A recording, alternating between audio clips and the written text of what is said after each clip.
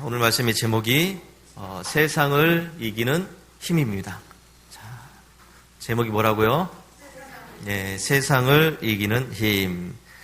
자, 우리가 살아가는 이 세상은 평탄한 삶만 있는 것은 아니죠. 다들 인생의 산전수전, 공중전까지 다 겪은 그런 분들이신데, 자, 그러면 우리가 이렇게 험한 세상에서 과연 어떻게 믿음으로 승리하며 살 수 있을까 하는 것들에 대해서 생각해 보려고 합니다. 많은 사람들이 이 세상을 살아가면서 어떻게 보면 자기의 힘, 자기가 가진 어떤 능력 가지고 이제 살아가려고 하는 그런 모습들을 보게 됩니다. 그래서 어떤 사람들은 돈이라는 이런 돛을 달고서 살아가려고 그러고, 어떤 사람은 이 명예라는 것, 이 권세라는 것을 가지고 살아가려고 그러고, 어떤 사람은 또 지식이라는 것, 이것 가지고 이 험한 세상을 노를 저어가면서 살아가려고 애를 쓰는 것을 보게 됩니다. 자, 그런데 여러분, 다 아시겠지만은 우리가 가진 이런 여러 가지 능력들, 힘들은 결국은 인생의 이 거대한 풍랑 앞에서는 부서지기 쉬운 한 조각의 조각배밖에 안 된다 하는 것을 우리는 잘 아실 겁니다. 아무리 내가 노력하면서 잘 살아야지, 열심히 해야지, 이거 해야지, 저거 해야지 이렇게 결심하지만은 결국은 인생의 큰 풍랑 앞에서 무너지는 우리의 모습들을 자주 보게 되죠.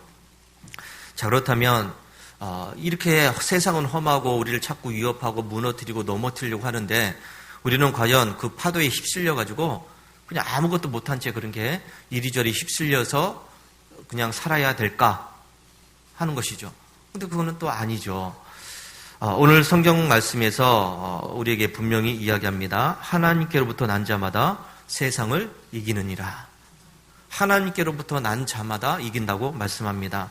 그러니까 이 세상은 내 힘과 내 지식과 내 능력으로 이겨내는 삶이 아니라 하늘로부터 내려온 힘, 즉 성령의 힘으로 이 세상을 이길 수 있다는 것을 믿으시기 바랍니다. 우리가 신앙생활하면서 범하기 쉬운 이런 실수 중에 하나가 뭐냐면 바로 내 힘으로 신앙생활을 한번 잘해보려고 하는 그런 마음입니다. 다들 잘해보려고 하는 마음이 있는데 내 힘으로 하려고 하는 것이 실수라는 겁니다.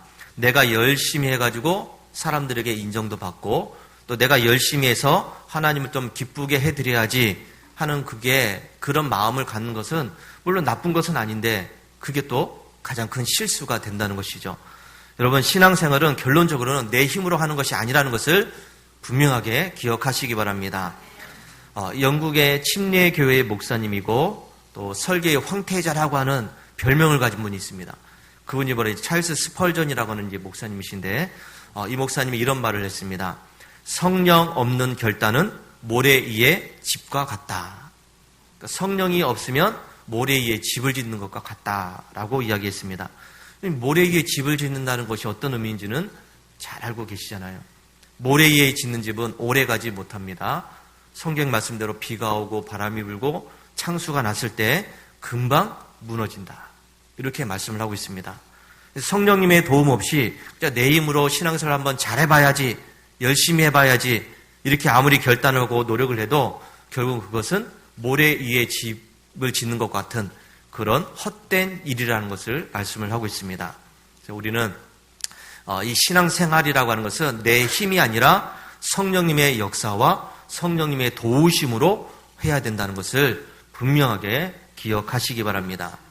이 성령님은 우리가 지쳤을 때, 힘들었을 때, 어려움을 당했을 때 그저 나의 마음에 찾아오셔가지고 그래, 너 잘하고 있어, 내가 힘줄게 하면서 위로해주고 격려해주는, 그렇게만 우리가 생각을 하면 안 돼요. 물론 성령님의 역할 중에 그런 것은 분명히 있지만은 우리가 성령님이 내가 약해졌을 때 나에게 도움을 줄 수 있는 분, 그렇게만 생각하면 안 됩니다.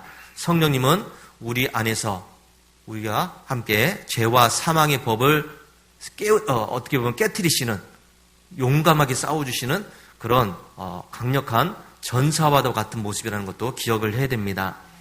많은 분들이 우리 성령 받으면 그저 낡은 옷을 그냥 수선하듯이, 그래서 옷 찢어진 데 있으면 조금 꿰매고, 단추 떨어진 거 있으면 단추 달아놓고, 헤어진 거 있으면 덧대서 다시 이제 고치고, 이 성령님을 우리가 성령 받으면 이제 그렇게 된다라고 이제 생각을 하게 됩니다. 그래서 조금 더 나은 모습으로, 조금 더 괜찮은 모습으로, 조금 더 능력 있는 사람이 될 거야 라고 생각을 한다는 것이죠. 성령 받으면, 성령이 임하시면. 근데 여러분, 그건 착각이에요. 성령의 역사는 단순히 낡은 것을 고치는 그런 수준이 아니라 또 고장난 것을 수리해주는 그런 개념이 아니라 우리를 완전히 새롭게 재창조하신다는 것을 믿으시기 바랍니다. 단순하게 고쳐서 쓰는 게 아니라 나를 완전히 바꾸신다는 겁니다. 여러분, 에스겔 골짜기의 마른 뼈들을 우리는 알고 있죠. 골짜기에 아무렇게나 널브러져 있는 마른 뼈들이 있습니다. 마른 뼈들이에요. 그 뼈들이 어느 날 갑자기 이리저리 맞춰지고 해가지고 그래서 모양을 갖춘 것이 아니라는 것이죠. 그 마른 뼈들에 하나님의 생기, 성령이 들어갔을 때 그 하나님의 큰 군대가 되었다는 것을 성경은 말씀을 하고 있습니다. 성령이 임하시면 냉랭해졌던 내 마음 가운데 그래서 하나님의 숨이 들어왔기 때문에 내가 숨을 쉴 수 있게 된다는 것이죠. 내 마음속에 짓눌려 있던 것들이 풀어져서 그것이 자유롭게 되는 것이죠. 마른 뼈와 같았던 그런 모습들이 이리저리 맞춰져서 형태를 갖추게 되고 그 위에 살이 돋고 또 핏줄이 생기면서 내가 살아나게 되는 것입니다. 단순히 조금 더 좋아지는 것, 조금 더 나아지는 것이 아니라 완전히 내가 살아나는 그 역사를 우리 성령님은 하신다는 것이죠. 다윗이 그 큰 골리앗 앞에서 무서워하지 않았고 떨지 않았던 이유가 있습니다. 수많은 군인들은 골리앗이 와가지고 큰 소리 치니까 다들 두려워가지고 떨어가지고 아무도 그 앞에 나서질 못해요. 나하고 한번 싸워보자라고 해도 그 수많은 군사들이 다들 도망갔어요. 숨어 있습니다. 그런데 이 어린 소년 다윗이 그 골리앗 앞에 섰다는 것이죠. 무서워하지 않고 두려워하지 않고 떨지 않았던 것입니다. 이거 왜 그랬을까요? 이 다윗이 평소에 양을 치면서 돌멩이 던지는 연습을 잘해가지고 자기는 백발백중 맞추니까 돌멩이 하나로 나 이길 수 있어. 이 자신감이 있었기 때문에 그랬을까요? 아니에요, 여러분. 다윗이 돌멩이를 잘 던져가지고 골리앗을 이긴 것이 아니에요. 평소에 훈련이 잘 돼가지고 그렇게 골리앗을 이긴 것은 아닙니다. 많은 목사님들이 설교할 때 다윗이 골리앗을 이긴 것은 평소에 잘했었기 때문이다. 평소에 훈련을 잘했었다. 여러분, 그거는 참 너무 무책임한 이야기예요. 여러분, 훈련이 안 되신 분들이 있습니까? 어떤 분들은 어떤 교회는 제자 훈련해가지고 1년 360일 맨날 훈련시키고 성경 공부시키고 기도시켰는데도 여전히 잘 못해요. 훈련이 안 된 게 아니라는 겁니다. 훈련이 문제가 아니라는 것이죠. 다윗은 자기가 가진 재능과 능력이 아니라 하나님을 의지했기 때문에 두려워하지 않았던 것이죠. 훈련이 잘 돼서가 아니라 하나님을 의지해서 골리앗을 이길 수가 있었습니다. 그 작은 소년에게 하나님의 영이 임하셨기 때문에 승리할 수가 있었던 것이죠. 성령님은 우리 안에 있는 두려움을 몰아내고 불안함을 몰아내고 패배감을 몰아내고 나약함을 몰아내십니다.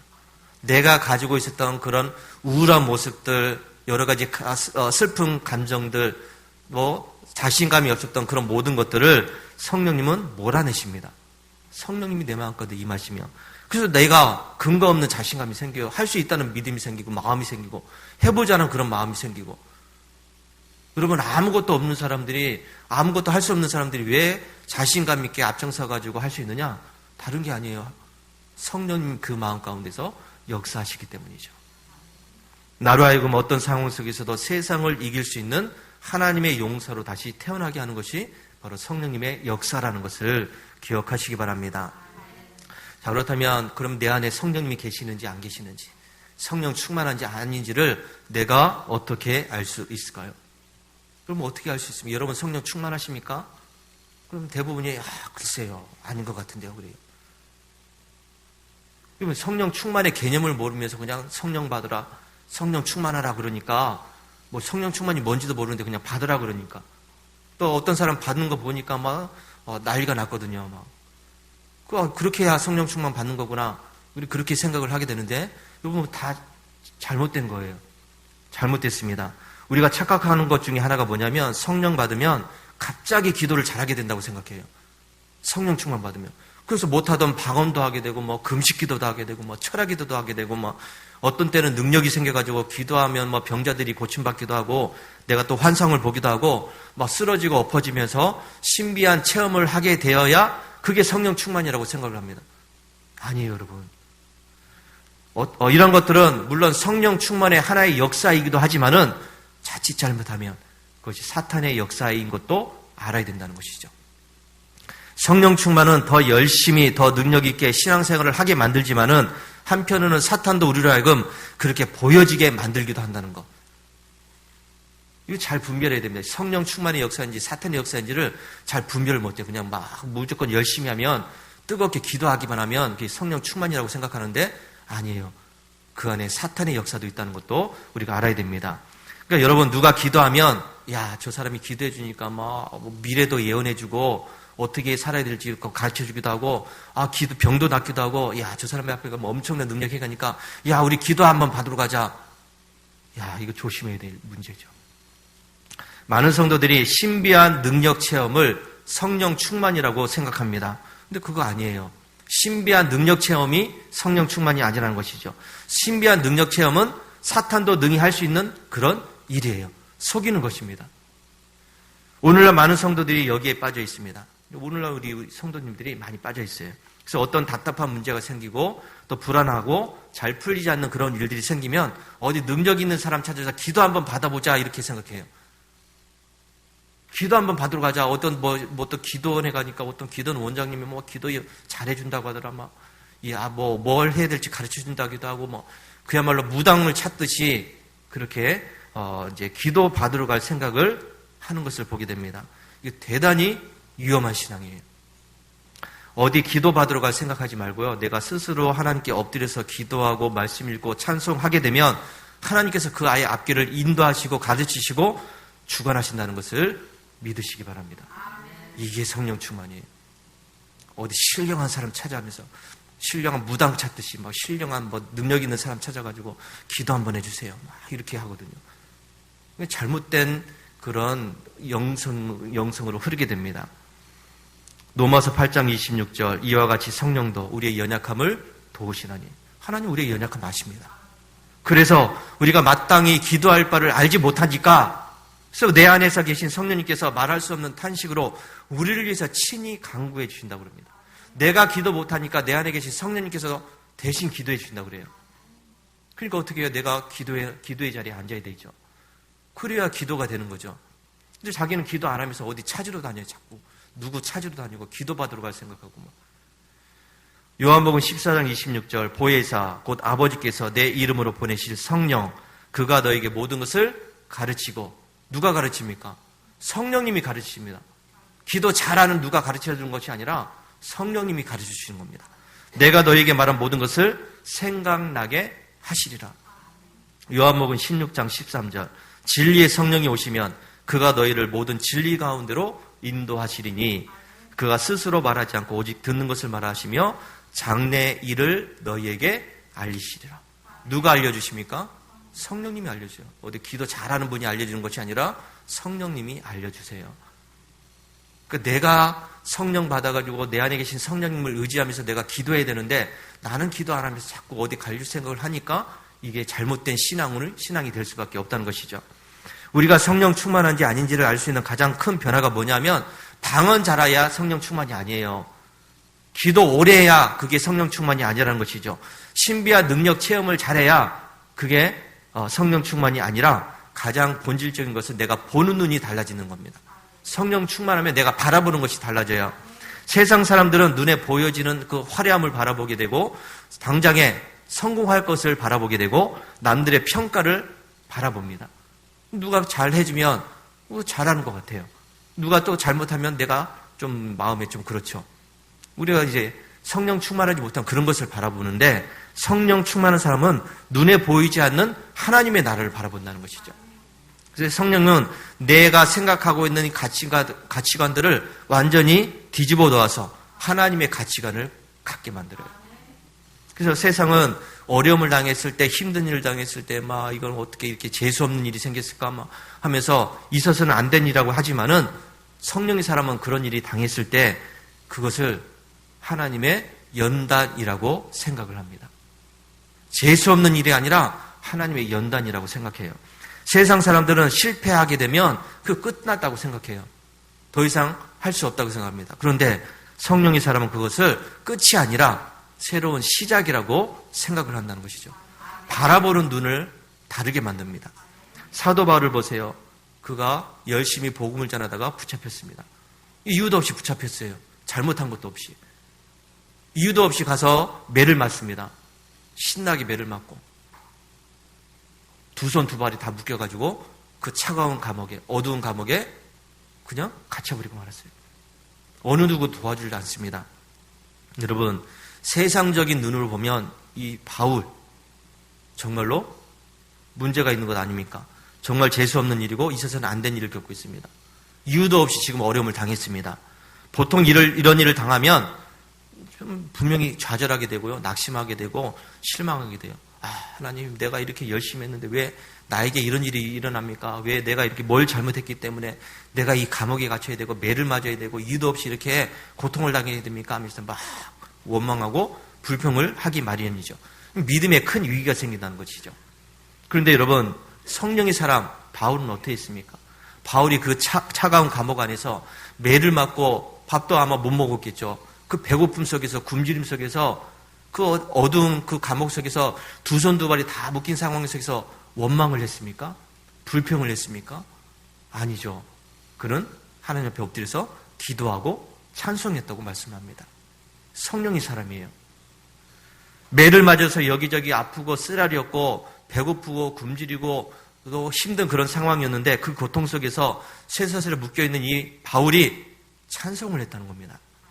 여러분, 어떻게 그럴 수 있었을까요? 보는 눈이 달라졌기 때문이죠. 보는 눈이. 육신적인 눈은, 세상적인 눈은 그 정말로 문제 있는 일입니다.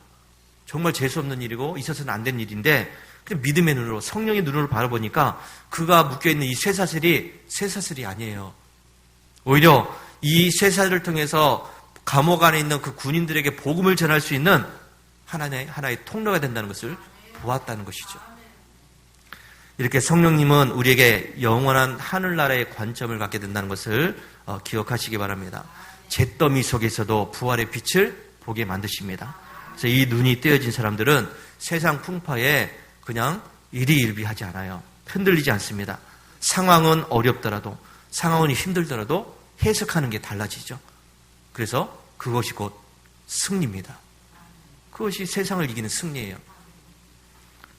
성령의 사람은 그러면 구체적으로 무엇을 가지고서 세상을 이기느냐? 우리가 분명히 가져야 될 세 가지 무기가 있습니다. 첫 번째 무기는 기도의 무기예요. 기도해야 세상을 이길 수가 있습니다. 성령 없이 기도하는 것은 그저 허공을 치는 메아리밖에는 되지 않아요. 하나님이 듣지도 않으십니다. 하지만 성령의 불이 임한 기도는 그 말 한마디가 하늘과 땅을 잇는 생명의 통로가 된다는 것을 잊지 마시기 바랍니다. 성령의 사람에게 이 기도라고 하는 것은 그냥 위급할 때, 어려울 때만 찾아가는 비상구가 아니에요. 여러분, 기도는 비상구가 아닙니다. 힘들 때만 하는 게 아니에요. 어려울 때만 하는 것이 아니라 매 순간마다 우리가 숨을 쉬듯이 쉬어야 되는 호흡입니다. 그래서 저 사람이 성령으로 충만한지 아닌지를 알 수 있는 방법은 다른 게 아니에요. 그 사람이 기도하고 있느냐 안 하느냐를 보면 돼요. 그 사람이 성령의 사람이냐 아니냐를 볼 수 있는 것은 다른 게 아니에요. 그 사람이 평소에도 기도하느냐 안 하느냐입니다. 어려울 때 와가지고 막 눈물 흘려가면서 막 기도하는 거 당연히 해야 되죠. 그런데 평상시에도 기도하느냐 안 하느냐, 이게 문제라는 것이죠. 로마서 8장에서 우리가 마땅히 빌 바를 알지 못할 때 성령께서는 말할 수 없는 탄식으로 우리를 위해서 친히 간구하신다고 했습니다. 성령의 사람들은 언제 어디서나 기도부터 하려고 그래요. 기도해야지 하면서 기도의 자리에 있습니다. 어떻게 해서라도 기도하려고 그래요. 그런데 여러분, 이 성령에 붙잡히지 못한 그런 분들은 아직 기도할 생각을 안 해요. 기도하라고 해도 속 위에 경일기밖에 안 해요. 여러분, 아주 심각한 문제죠. 기도하세요. 기도해야죠. 기도해야 됩니다. 아무리 이야기해도 들어먹질 않아요. 하는 얘기가 있죠. 나중에 하죠. 바쁘니까요, 힘드니까요, 어려우니까요, 이래서 못합니다, 저래서 못합니다 하면서 자꾸 핑계만 대지 기도의 자리에 앉질 않습니다. 여러분, 제발 기도의 자리에 앉아 있기를 바랍니다. 기도 못할 핑계만 대지 말고요, 기도의 자리에 있으면 성령께서 그 기도를 이끌어 가신다는 것을 믿으시기 바랍니다. 내가 말 한마디 못해도 성령께서 내가 기도의 자리에 앉아 있으면 성령께서 그 기도를 이끌어 가십니다. 그래서 어떤 분은 그래요. 나 기도 아무리 해도 할 말이 없는데요.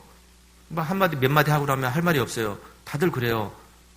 뭐 저도 마찬가지예요. 뭐 제가 기도 말이 많아가지고 하는 게 아니라, 그죠? 할 말이 많아서 하는 것이 아니라 그냥 기도의 자리에 앉아 있는 거예요.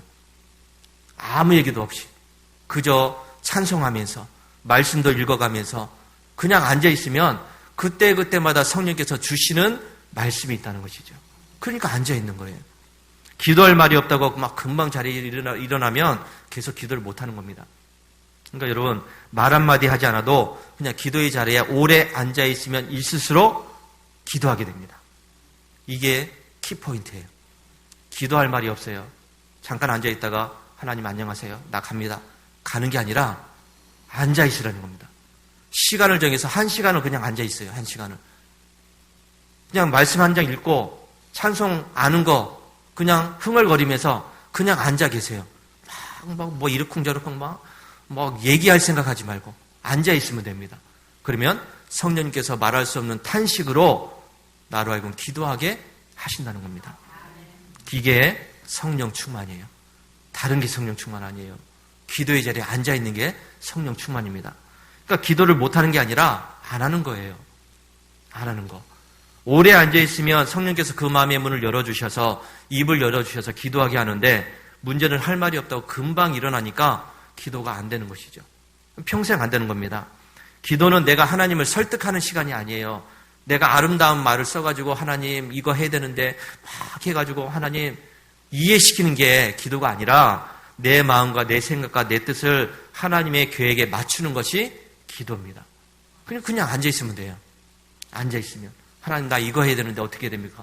한마디 하고 그냥 앉아있으면 돼요. 하나님 내가 저거 해야 되는데 이런 문제가 생겼는데 하나님 어떻게 할까요? 그래서 그 한마디 하고 그냥 앉아있으면 돼요. 1시간 동안 앉아있으면 됩니다. 그럼 문제가 없는데 기도하는 거예요. 근데 그걸 못해요. 그냥 하나님 해야 되는데 어떻게 해야 될까요? 나 못해요. 안녕히 계세요. 그리고 가버려요. 그럼 기도가 안 되는 거죠. 내가 아무리 좋은 계획을 가지고 있어도 이것도 하고 싶고 저것도 하고 싶어도 이것이 하나님이 원하시는지 아닌지를 나의 뜻을 하나님께 맞추는 시간, 그게 기도예요. 그냥 앉아있으면 된다는 것이죠. 하나님의 뜻을 알 때까지 내가 기도의 자리를 지키고 있으면 성령께서 나로 하여금 하나님의 뜻을 알게 하신다는 것을 믿으시기 바랍니다. 그러니까 여러분, 내가 좀 더 잘해야지, 좀 더 열심히 해야지, 뭘 해야 될지 모르지만은 하나님 가르쳐 주세요. 어떤 일을 해야 되는데 내가 뭘 해야 될지 못해요. 답답해요. 그런 분들이 있으면 그냥 앉아 계시기 바랍니다. 하나님 나 기도합니다. 그래서 앉아 계시면 돼요. 기도의 자리를 지키고 있으면 그것이 바로 기도의 승리라는 것을 믿으시기 바랍니다. 자, 두 번째는요. 우리가 가져야 될 무기는 사랑입니다. 세상을 이기는 무기는 사랑입니다. 이 사랑이라는 이 부분은 우리가 참 이해하기도 쉽지는 않지만은 하기도 어렵습니다. 세상은 눈에는 눈, 이에는 이예요. 세상적인 관점은. 그런데 여러분, 그래서 힘으로 내가 진 누르는 것을 이기는 것이라고 이야기합니다. 그러나 성령께서 이기게 하시는 것은 다릅니다. 미움과 분노를 예수 그리스도의 십자가의 사랑으로 녹이는 것이 바로 승리죠. 성령이 임한 사람은 그래서 원수를 위해서 기도하게 되고 나를 핍박하는 사람들 위해서 축복의 손을 내밀 수가 있는 것입니다. 이것은 세상적인 눈으로는 약해 보이는 겁니다. 그렇죠? 세상은 말 그대로 눈에는 눈이고 이에는 인데 우리는 그렇게 하지 않고서 이렇게 사랑으로 자꾸 감싸주고 보살펴주려고 하니까 사람들이 볼 때는 우리가 참 나약한 사람들이에요. 그러나 성령의 사람은 그것이 곧 가장 강한 하나님의 힘이라는 것을 알게 된다는 것이죠. 이것이야말로 사탄이 흉내낼 수 없는 가장 강력한 하나님의 능력이 되는 것입니다. 골로새서 3장 14절 이 모든 것 위에 사랑을 더하라. 이런 온전하게 면은 띠다 그랬습니다. 사랑을 더하라. 성령의 사람에게 많은 것들이 필요하겠지만은 그러나 최종적으로 그의 사랑을 더하라고 말씀을 합니다. 세상 속에서 그리스도 안에 이 공동체가 온전하게 하나가 되어서 세상을 이기는 승리를 줄 수가 있다는 것이죠. 요한일서 5장 4절 오늘 말씀에서 무릇 하나님께로부터 난 자마다 세상을 이긴다. 세상을 이기는 승리는 이것이니 우리의 믿음이라고 그랬습니다. 믿음으로 이긴다고 그랬죠. 근데 이 믿음이 뭐냐면 단순히 내가 믿는다가 아니라 하나님의 사랑과 순정을 포함하는 살아있는 믿음이에요. 결국 하나님 안에 거하는 이 사랑이 우리를 세상에 속하지 않게 승리하게 만든다는 것입니다. 그러니까 믿음도 사랑이 있는 믿음을 가지라는 것이죠. 순종하는 믿음을 가지라는 겁니다. 그냥 내가 많은 것을 알고 있어요. 이게 아닙니다. 칼은 사람을 죽이지만 사랑은 사람을 살리고 변화시킵니다. 성령의 불로 달궈진 사랑은 세상의 어떤 냉소와 증오도 녹여버릴 수가 있습니다. 그래서 성령으로 붙잡힌 사람은 자기가 하나님의 사랑을 입었다는 것을 깨달았기 때문에 너무나도 잘 알고 있기 때문에 자기도 그 사랑을 다른 사람들에게 전하는 일을 열심히 하게 되는 것입니다. 이 사랑으로 세상을 이기는 승리의 삶이 되시기 바랍니다. 자, 세 번째 무기. 그러니까 세상을 이기는 세 번째 무기는 세상과 타협하지 않는 겁니다. 그 구별된 삶을 살아가는 것이죠. 특별히 우리는 이 죄 짓는 일에는 민감하게 거부 반응을 해야 됩니다. 오늘날 세상은 그냥 우리에게 이렇게 이야기하죠. 우리가 뭐 세상에 올려서 살다 보니까 직장 생활하고 사회 생활하고 뭐 올려서 살다 보니까 야, 너 그렇게 열심히 믿어서 뭐해? 적당히 믿어. 그렇게 유별나게 믿지 마. 그렇게 해서 어떻게 사회생활을 할 수가 있어? 사회생활, 세상 사람들이 하는 것처럼 뭐 적당히 그렇게 하고 그래야지. 유별나게 믿으면 안 되지. 뭐 다들 또 그렇게 그래. 누구도 그렇게 하고 누구도 그렇게 하고 뭐 어떤 교회 뭐 누구 다니는 장로님도 그렇게 하는데 누구도 뭐 그렇게 하는데 당신 뭐 해도 뭐가 문제야? 하면서 자꾸 우리를 죄 짓게 만드는 말을 하죠. 듣게 만듭니다. 그러나 성령의 불이 내 안에 있으면 이 죄의 냄새가 역겨워지기 시작을 한다는 것이죠. 예전에는 아무렇지 않게 즐겼던 그런 세상의 문화나 거짓된 농담들이나 불의한 일들이 이제는 성령께서 거하시니까 자꾸 불편해요. 그런 일에 대해서 거부 반응이 생긴다는 것이죠. 마음이 꺼림칙해지고 이것이 바로 내 안에 성령님께서 살아계시다는 증거가 된 겁니다. 이게 처음에는 약했지만은 그것이 한두 번, 세 번, 네 번 내가 성령의 뜻에 순종하다 보면 이게 더 강해져서 내가 죄를 충분히 이길 수 있는 능력을 갖게 되는 것입니다. 성령은 우리를 세상 속에서 멀리 도피시켜주지 않아요. 세상으로부터 멀리 우리를 떨어뜨려 놓지 않습니다. 오히려 우리를 세상 한가운데 두세요. 그래서 세상에 물들지 않게 하신다는 것이죠. 바다 위에 배가 떠 있지만은 배 안으로 물이 들어오지 않는 것처럼 우리가 세상에 살고 있지만은 세상에 물이 들어오지 못하도록 성령께서 우리를 지켜주신다는 겁니다. 여러분, 우리는 세상 속에서 살고 있지만은 세상을 따라가는 사람이 되어서는 안 됩니다. 누가 하니까 누가 그렇게 해 괜찮아 뭐 이러면 안 된다는 것이죠. 세상을 따라가면 뭐 다 어때 다들 그렇게 살아 이렇게 되는데 성령의 사람은 세상이 아무리 그렇게 하더라도 나는 그렇게 못하겠다 이렇게 되는 것이죠. 세상 사람들이 다 그렇게 해도 나는 하나님 앞에 그래서 그렇게 할 수 없다 이렇게 되는 겁니다. 그래서 세상에 물들지 않는 구별된 삶을 살아가는 겁니다. 이런 사람들은 세상 사람들은 좋아하지 않죠. 세상 사람들에게는 좋은 평판을 듣지 못해요. 정말 우리의 신앙, 우리의 믿음은 세상 사람들에게는 분명하게 우리가 손가락질을 받게 돼 있어요. 세상 사람들이 자꾸 뭘 하니까 적당히 따라가지고 적당히 타협해주고 이러니까 오늘날 이 기독교가 이 모양이 돼버리고 말았어요. 끊어야 될 것을 끊지 못하고서 죄라고 하는 것을 분명하게 선포하지 못하고 여기까지 오다 보니까 지금 우리 기독교가 인정도 받지 못하고 흐지부지되고 아무런 능력도 없는 그런 기독교가 돼버리고 말았습니다. 성령의 사람은 세상의 기준에 맞추어서 사는 것이 아니라 하나님의 기준에 맞추어서 세상의 구별된 삶을 살아간다는 것을 잊지 마시기 바랍니다. 우리가 세상을 따라가면서 세상에 맞추어서 적당히 타협하면서 살아가는 그것은 승리의 삶이 아니라 결국은 멸망의 삶이 되는 겁니다. 이렇게 살면 세상적으로는 잘 살 수도 있어요. 세상을 따라가다 보면. 세상 사람들에게는 뭐 훌륭한 사람이라고 인정받기도 하고 박수받기도 할 수도 있습니다. 그런데 하나님께는 그렇지가 않다는 것이죠. 지금 여러분들은 무엇을 가지고 이 세상을 살아가려고 하십니까? 그저 무뎌진 내 의지, 내 열정. 근데 그 열정이 식어버리고 말았어요. 하나님에 대한 열정이 식어버리고 말았습니다. 바닥난 인내심, 힘겹게 그런 것들 가지고 그저 힘겹게 그냥 버티면서 신앙생활을 하고 있지는 않은가. 어쩔 수 없으니까 그냥 겨우겨우 그냥 가주는, 겨우겨우 예배 드려주는, 겨우겨우 그냥 교회에 참석해주는 그런 정도의 힘으로 버티면서 살고 있지는 않습니까? 세상을 이기는 힘은 내가 가진 힘과 능력에 있지 않고 우리의 무릎에 있다는 것을 기억하시기 바랍니다. 나의 지식에 있지 않고 성령의 능력에 있습니다. 성령님은 인격적인 분이라고 했습니다. 내 닫혀진 마음, 내 묻어진 마음에 억지로 부수고 들어온 분이 아니라 내가 그분을 초청해야 돼요. 그분을 받아들여야 됩니다. 성령 하나님은 지금도 내 문 앞에서 문을 두드리고 계시죠. 그렇게 가면 안 돼. 그렇게 따라서는 안 돼. 네 생각으로 살아서는 안 돼. 네가 가진 능력 가지고 살면 안 돼. 자꾸 내 마음의 문을 두드리시는데 아니에요. 그래도 이게 맞아요. 이게 맞아요. 자꾸 우리의 성령님을 거부하니까 성령님은 문 밖에 그냥 기다리고 계실 뿐입니다. 오늘 이 시간 우리의 자존심과 고집과 나의 얄팍한 계획들을 다 내려놓으시기 바랍니다. 그리고 성령님을 나의 주인으로, 나를 다스려 주시는 분으로 다시 한번 받아들이시기 바랍니다. 성령님, 내 힘은 아무것도 아닙니다. 내가 가진 지식은 아무것도 아닙니다. 내가 가진 능력은 아무것도 아니에요. 성령님께서 나를 다스려 주세요. 나를 붙잡아 주세요. 나를 인도해 주세요. 주님의 능력으로 나를 덮어주세요. 이렇게 기도하시기 바랍니다.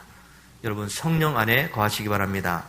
이 성령님이 여러분을 세상으로부터 승리하게 만드십니다. 그러면 나를 위협했던 세상의 수많은 거친 파도들은 더 이상 두려움의 대상이 아니라 내가 그 파도를 타고 넘어가는 모험의 장이 될 것입니다. 성령의 능력으로 세상에 지는 인생이 아니라 세상을 거룩하게 변화시켜 나가는 우리 승리자가 되시기를 주의 이름으로 축원합니다. 할렐루야.